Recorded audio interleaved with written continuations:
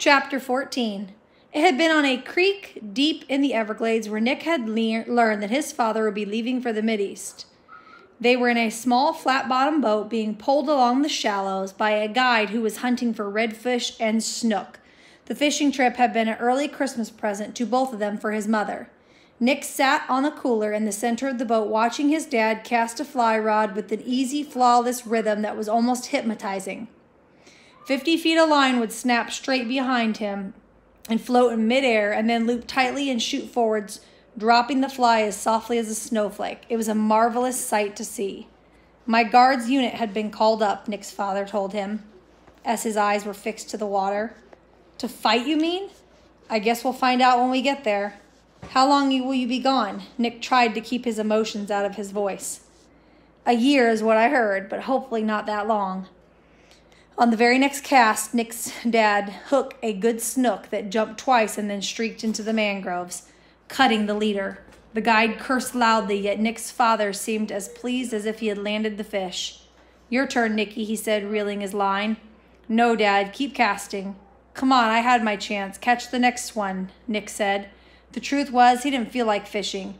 He was satisfied to sit back and watch his father work the fly rod, whipping any airy ribbons into the sky. Nick wanted a memory to keep fresh, something that would stay with him while Captain Gregory Waters was in combat. You tell Mom yet? Nick said. Yeah, last night. Is she all right? She had a feeling it was coming. She watches the news. Are you scared? A little, his father said, but mostly I'm bummed because I'm going to miss your soccer season. Maybe lacrosse too. But they could let us do email over there. Cool, I'll send you the scores. Nicky, I guess there's no need to give you the big speech. About taking care of her? Right. Don't worry, Nick said. I won't. Nick's father tossed another long cast. Instantly, there was a flash on the surface of the line that came taut. 5 minutes later, the guide slipped his net under a hefty snook that was dark and coppery from the swamp water. Nick's dad lifted the sleek fish by its lower jaw and held up while the Nick snapped a picture. Nick's father was beaming. What do you think, 10 pounds? More, said Nick, at least 12. Late that night, after his parents were in bed, Nick had gone on the internet and Googled Iraq in order to learn what it was all about. 7 months later, he still wasn't sure. Nobody could find the terrible weapons supposedly stashed by the Iraqi government, while many of the terrorists who were attacking American troops had turned out to be Iraqi citizens. It was hard for Nick to understand why good soldiers like his dad were being blown up by some of the same people they were trying to help. Nick was a mild and level-headed person who seldom lost his temper. But lately, there were times when he'd get mad about what was happened. Running towards his mother in the school parking lot and fearing the worst possible news, Nick felt anger boiling up again. Maybe it was selfish, but maybe he didn't want to lose his father to a war that nobody seemed able to explain. Nick ran up to his mom and pulled her close, and he blinked away his hot tears, almost choked them when he tried to speak. It's okay, Nicky, he said, sounding amazingly strong and calm. I called the hospital, and they said Dad was gone. Yes, I know. But I thought he was getting better. What happened? Nick cried. You should ask him yourself. His mother spun around and Nick got around to the face of the car. Captain Gregory Waters sat in the front passenger seat grinning and giving a thumbs-up signal with his left hand. Every morning, Dr. Wendell Waxmo set out a dozen of bowls of food for stray cats, a gesture that annoyed his human neighbors, which was greatly appreciated by the wild raccoons, squirrels, possums that would amble out of the woods to gorge themselves on stale meow mix. Wendell Waxmo lived in a small apartment 5 blocks from Naples Beach, a lovely place where he never visited because his sinuses got inflamed by salt water and his skin was ultra-sensitive to ultraviolet rays.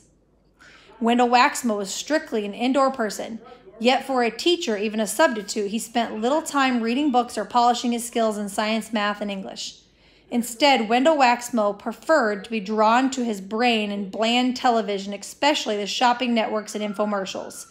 He purchased every goofy, worthless gimmick that he saw advertised on cable: cheese curdlers, mayonnaise whippers, personalized oven mitts, and ear hair trimmers, electronic sock deodorizers, reusable dental floss, and even a flashlight that stayed there for 3 straight years, night and day. Wendell Waxmo got so caught up on channel surfing in search of clever new items that he had to tune out everything else in his peculiar little world. from the tuba ringtone on his cell phone and the yowls of the cats being roughed up by hungry raccoons behind the apartment building. As it happened, Wendell Waxman was once again glued to his phone, excitedly ordering a solar power raisin peeler for $49.92, which, to be paid in 12 months installments, was $416, not including shipping and handling. When he glanced up, he saw a stranger standing in his living room. "That's quite a tuxedo," the man remarked, gripping the phone fiercely as if the intruder planned to snatch it away and order the raisin peeler for himself. Wendell Waxman stammered, "I'll be with you in a minute." The man sat down and waited. Wendell Waxman gathered his wits, completed his transaction, and put down the phone. He decided the stranger didn't look like a chainsaw killer. "How'd you get in my apartment?" he asked. "The door was unlocked. You should really be more careful." The man wore a dark ski cap, khaki clothes, and what appeared to be a Western-style ammunition belt. "If you're going to rob me, take whatever you want," Wendell Waxman said with a sweep of an arm. "Just don't hurt me." The intruder smiled wearily as he scanned Wendell Waxman's vast assortment of useless gadgets and gizmos, which cluttered the shelves and the tables and the floor. "As much as I'd love to own 3 Speed Sonic artichoke juicers," the man said, "I think I'll pass."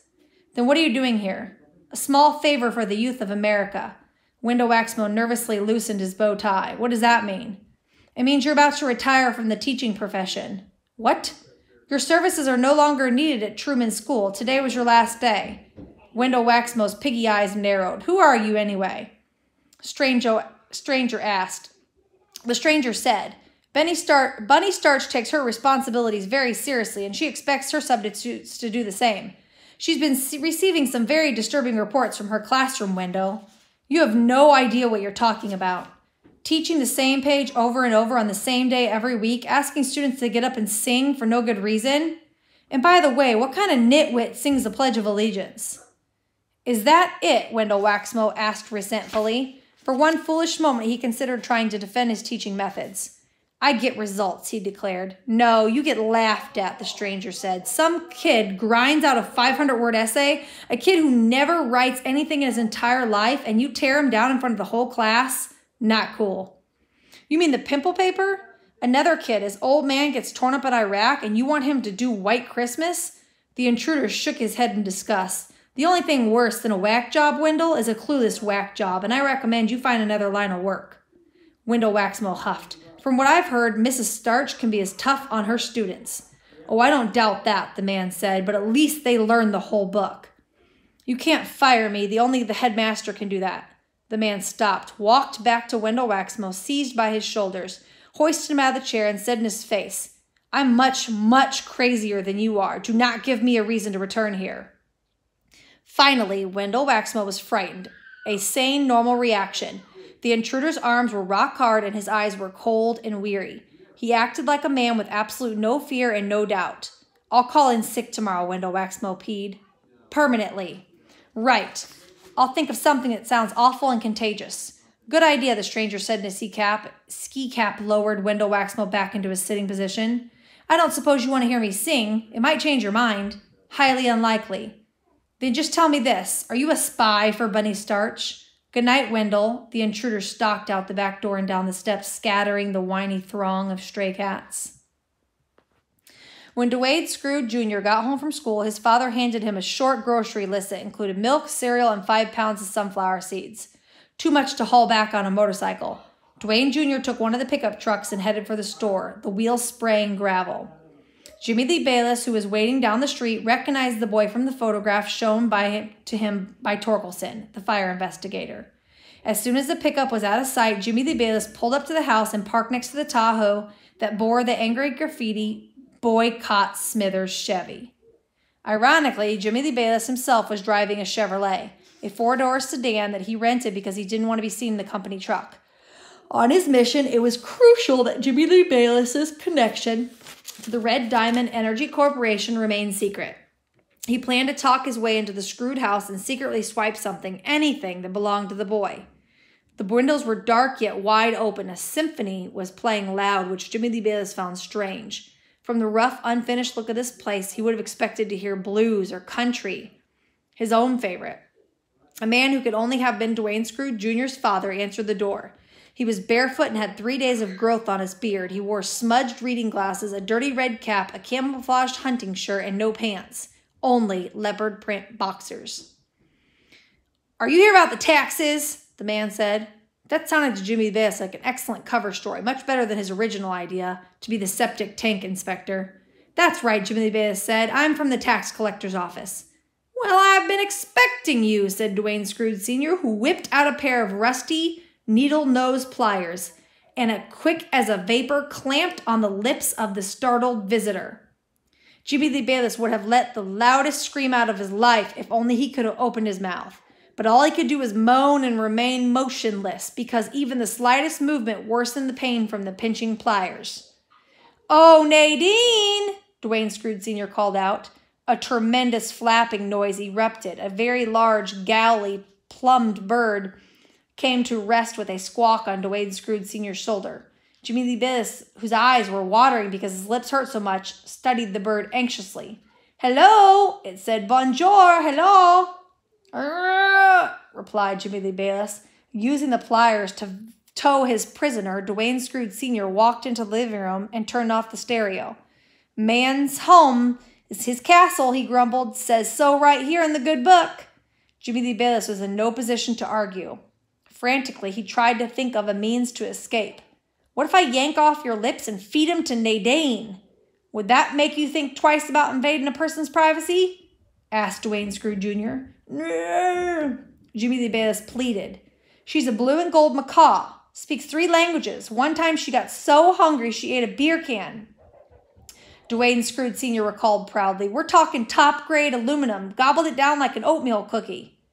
Jimmy the Bailiff understood how Dwayne Scrooge Sr.'s son could have become a troubled youth. He felt a pang of sympathy for the boy who he intended to frame for arson. "What do you say, Nadine, baby? Want a snack?" Dwayne Scrooge Sr. teased the macaw, who was eyeing the prisoner with great interest. Jimmy the Bailiff was carefully reaching his pocket and pulled out a small wad of cash, which he held out to his captor. Dwayne Scrooge Sr. counted the money and said, $19? You think you can buy your freedom for $19? He began feeding the dollars one at a time to his happy bird. "I told you people about 1,000 times I'd be happy to start paying my taxes as soon as you put a new transmission into my Tahoe." "Ow!" warbled Jimmy the Bailiff, who's heard enough. He kicked hard at once at Dwayne Scrooge Sr.'s bare kneecaps and made a solid contact. The man hollered and let go of the needle-nose pliers, which hung momentarily from Jimmy the Bailiff's face before dropping to the floor. As Dwayne Scrooge Sr. hopped in circles, swearing and clutching his bruised knee, the macaw squawked furiously and took flight. Jimmy the Bailiff ran from the screen door, but he too was slow. The bird caught him from behind and locked its jaw, beak on his scalp, trying to chuck him like a coconut. Jimmy the Bailiff fell to his knees and flailed at the vigorously deviled bird, which refused to let go. Dragging himself across the moldy shag carpet, Jimmy the Bailiff came upon a heavy nylon satchel with arm straps. He picked it up and began beating himself above the head, a painful but effective strategy. Several of the blows struck Nadine, scattered blue and gold feathers, and the bird cursed in German, released Jimmy the Bailiff, and flew back towards Dwayne Scrooge Sr., who was now searching madly for his pliers. Dizzy from clobbering himself, Jimmy the Bailiff lurched down the front steps and dove into his rental car. He was halfway to the interstate before he came to his senses and noticed that he'd still had that bulky backpack with him, which he had fought off the killer macaw. It was right there on the front seat next to him, a camo pattern book bag. A kid's book bag. Jimmy the Bailiff thought, this is too good to be true. From the parking lot, Nick's mother phoned Dr. Dressler, who gave permission for Nick to leave school early. On the drive home, Nick peppered her father with questions until the mom told him to slow down and catch his breath. "So the infection's gone?" Nick said. "It's getting better," Captain Gregory Waters said. "There's a VA outpatient clinic in Fort Myers that I can get my checkups done at." Nick noticed that the welts and the burn marks on the dad's face were healing, that his hair was slowly starting to grow back. "How's the rehab?" "Good, Nicky. I hear we're going to be partners." Nick's father pointed to Nick's right arm wrapped up. "What kind of exercises are you doing with that one?" "Mostly trying to write and do math," Nick said. It's harder than I thought. His mother interjected. "You should see him on the computer, Greg. He can type almost as fast with one hand as he could with two." Last night he was throwing the baseball. Nick's father lit up. Pitching lefty, that's fantastic.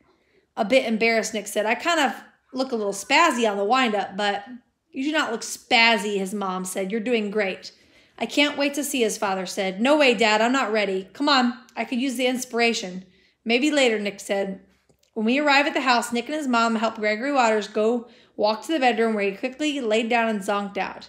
He slept all afternoon and woke up hungry. His wife's objection, he declared that dinner should be one left-handed speed eating contest with $5 to the winner. He and Nick made a total mess, mangling their salads and stabbing their ravioli and green beans. By the end of the meal, they were laughing so hard they couldn't swallow their food. Nick's mother declared the race to be a tie, and for dessert, they served chocolate milkshakes so both Nick and his dad could rest their arms. Afterwards, they went to the backyard. His father sat down in the piano chair and said, "Let me see what you've got." Nick picked up the ball and approached the homemade pitcher's mound. The framed net stood about 40 feet away, and Nick eyed it apprehensively. He and his father had been playing catch since Nick was 3 years old, and yet it never felt any of the pressure until now. This wasn't about baseball. It was about hope. Nick wanted to slow down his dad, so Nick wanted to show his dad that you could practically do anything with one arm that you could do with 2. Dad, don't laugh if I screw up. In Double-A, I played with a guy who was ambidextrous. He could throw out a base runner with either arm. He played right-left-handed and left-right-handed field. Left field right-handed. Are you serious, Nick said? Incredibly athlete. Unfortunately, he couldn't hit a curveball to save his life, Greg Walters said, so now he's selling washing machines in Pensacola. Turning the baseball in his free hand, Nick lined up his 2 fingers in the stitches.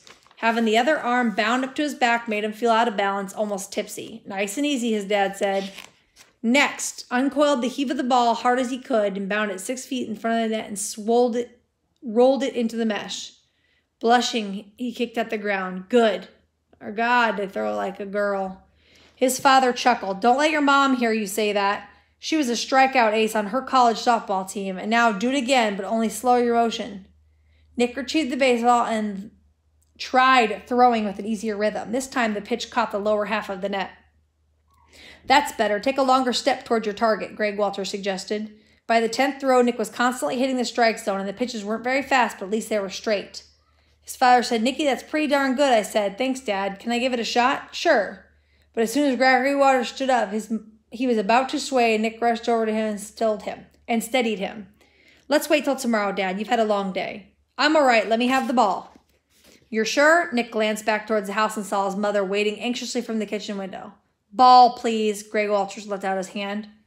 Nick gave him a baseball and then headed for the mound. His uncertain gait and heavily bandaged shoulder made him appear bulky, almost bear-like. Remember, nice and easy, Nick called out. You bet. His father stared down the imaginary batter, nodded at an imaginary catcher, and then down the road back at a jerky imagination of his wanted vision. The pitch flew wildly past the net, through the hedge, and over the fence. They heard a distinct gong as the baseball bounced off their neighbor's barbecue grill. Oh, crud, Greg Walters muttered. Why didn't Nick didn't want him to be discouraged. You've still got some heat in you, Dad. Could you go get it? I'd like to try one more time. Not tonight. You need to rest. Nicky, go find the ball, his dad said sharply. It was floating in the neighbor's pool. Nick hurriedly out and scrambled back over the fence. He was glad to see his mother had came out from the house. She hoped that they could talk, and talk to his dad into taking a rest. There's someone at the front door here to see you, she said to Nick. Who is it? Greg Waters reached for his baseball, but Nick's mother grabbed it first. You're benched for the night, big fella, she told him. Who's at the door, Mom? Nick said again. Some boy with a motorcycle, she said. Sounds like he's in your biology class. End of chapter 14.